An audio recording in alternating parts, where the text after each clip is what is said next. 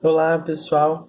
Eu sou o professor Jefferson e, como está chegando o final de ano, eu tenho certeza que secretamente todo mundo espera uma mensagem de Natal.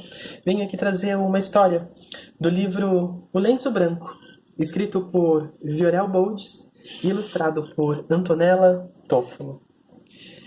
Tínhamos uma casa, uma linda casa, com paredes de tijolos azul escuros como o céu antes de uma tempestade de outono, e janelas bem pequenas, muito comuns nas casas dos camponeses, que davam para o bosque e para suas suaves colinas que circundavam a cidade.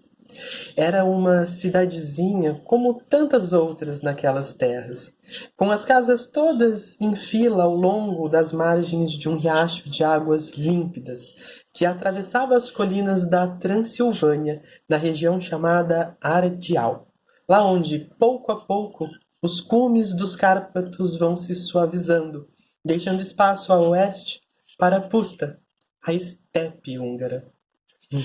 Transilvânia, terra misteriosa, feita de lendas e mitos, dragões e vampiros, bruxas e maus-olhados, e florestas, imensas e maravilhosas florestas. Nasci naquela terra, naquele mundo esquecido pelo tempo, prisioneiro dos sonhos dos antepassados e, infelizmente, também dos pesadelos de alguns ditadores. Minha aldeia é um pedaço de história antiga, ao abrigo do caos e da tecnologia, com gente simples que se cumprimenta e troca saudações todas as vezes em que se encontra na rua, mesmo que talvez nem se conheça. Mas devo dizer que lá todos se conhecem. Deus te acompanhe, Deus te abençoe. Cumprimento e resposta. Simplicidade de alma e coração. Trabalhar a terra era a principal ocupação de todos, e ninguém se lamentava. Quando se pede da vida apenas o pouco que basta e nada mais, não existem motivos para lamentar, não é mesmo? Aprendi a cortar a relva com a foice quando tinha apenas 6 ou 7 anos. Lembro muito bem, a foice era mais alta que eu, e às vezes até o mato era maior que eu. Oh, Deus, como era cansativo, mas como era bom. Levava as cabras para o pasto, depois as vacas e os búfalos, ia à escola, tirava boas notas, meus pais ficavam felizes. A vida por lá naquele tempo era assim, simples e dura, mas boa de doer. Não era a necessidade que levava os pais a ensinar aos filhos, desde pequenos, os trabalhos do campo. Eram tradições, transmitidas de pai para filho há quase 2000 anos, desde o tempo em que o meu povo, o povo romeno, veio à luz, solidamente ancorado em suas raízes dácias e romanas.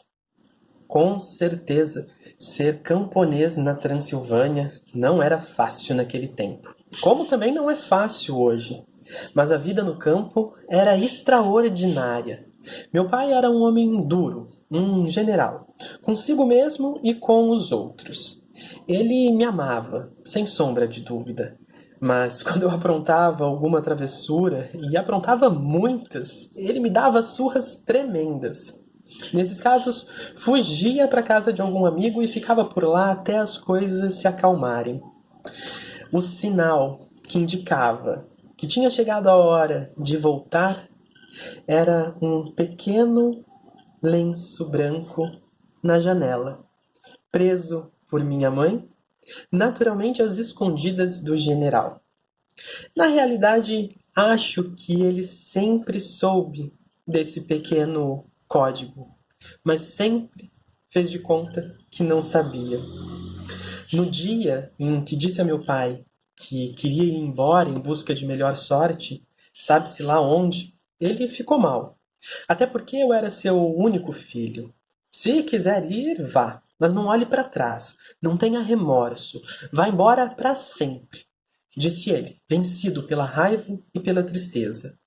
E eu, seu filho, teimoso como ele, Fui, olhando para trás, de vez em quando. Mas fui. No início, eu mandei cartas, mas meus pais nunca responderam. Depois, o orgulho me levou a fazer uma das coisas mais feias da minha vida. Passei quase 2 anos sem dar sinal de vida. No final, porém, o camponês que havia em mim e que por sorte ainda não tinha se perdido totalmente na densa névoa padana, reapareceu e gritou toda a sua raiva, toda a tristeza e melancolia que carregava dentro de si. E assim, resolvi retornar, como o filho pródigo, como a ovelha desgarrada. Os anos vividos nesse frio mundo ocidental me levaram a tomar estúpidas precauções. Mandei uma carta a meus pais. Quero voltar. Se ainda me querem, pendure, mãe, um lenço branco na janela no dia de Natal. Como fazia quando era pequeno. Você lembra, mãe? Se chegar e não encontrar o lenço na janela, vou entender que ainda estão zangados comigo e darei meia volta para não voltar nunca mais. Dito e feito, no dia de Natal, desembarquei na aldeia, mais de 2 anos depois da minha fuga. Resolvi ir a pé os 2 ou 3 quilômetros até nossa casa. À medida que me aproximava, meu coração batia mais forte. Toda a minha alma esperava ver o lenço branco pendurado na janela. Faltava pouco. Era só fazer a curva e ela não existia mais. Nossa casa de tijolos azuis como o céu antes da tempestade de outono havia sumido. Em seu lugar estava outra casa, de paredes brancas e sem janelas. Meu coração parou, 1000 perguntas caíram em mim como pesadas pedras. Talvez tenham reformado ou construído outra, resolvido vendê-la, ou talvez... Ai, meu Deus, isso não. Resolvi seguir adiante, mesmo assim, para ver, para entender. Comecei a correr com o coração na mão, e quando finalmente cheguei bem perto, entendi tudo. Não era outra casa, e nem era branca de verdade. Ainda era a nossa casa de tijolos azuis, como o céu, antes da tempestade.